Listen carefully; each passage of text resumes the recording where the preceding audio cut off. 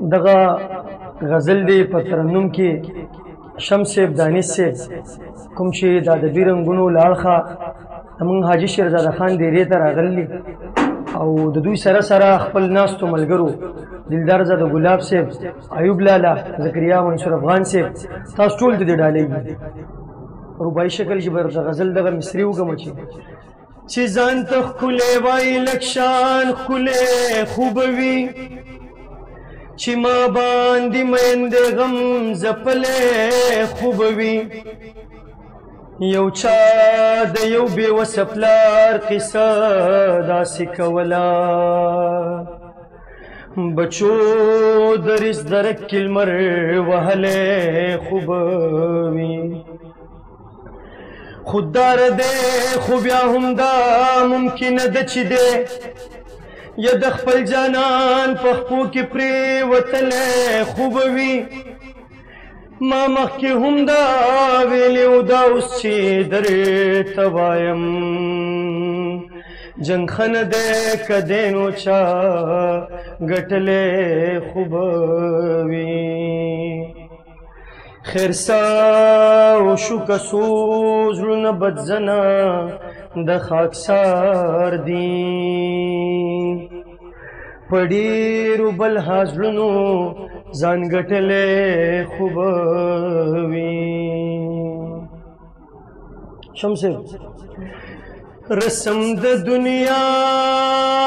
خولې له راوستی یم، خاندم او ژړا خولې له راوستی یم، خاندم او ژړا خولې له راوستی یم، زه کله د زړه پرنځخته ومه، زه کله د زړه پرنځخته ومه، بس خو ستا ادا خولې له راوستی یم، خاندم او ژړا خولې له راوستی یم، خاندم او ژړا خولې له راوستی یم، نه زما پښتو بې خونده نه ده نه، نه زما پښتو بې خونده نه ده نه، یا پښتونه تا خولې له راوستی یم، خاندم او ژړا خولې له راوستی یم، خاندم او ژړا خولې له راوستی یم،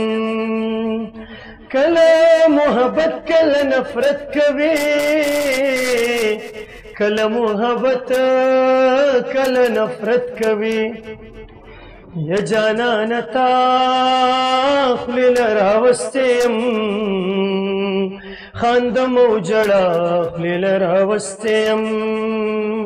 خاندم او ژړا خولې له راوستی یم. دانش صاحب دا دې تا ته ډالۍ وي. مور یې پرې رضا ده راکوي خو، مور یې پرې رضا ده راکوي خو، مور یې پرې رضا ده راکوي خو، مور یې پرې رضا ده راکوي خو، دی جینۍ بابا خولې له راوستی یم،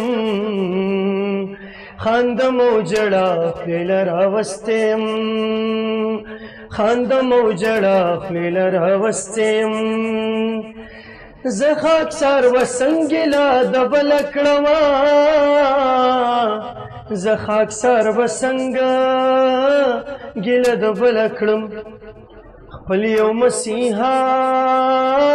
خولې له راوستی یم، خاندم او ژړا خولې له راوستی یم، رسم د دنیا خولې له راوستی یم، خاندم او ژړا خولې له راوستی یم. مننه، مهرباني.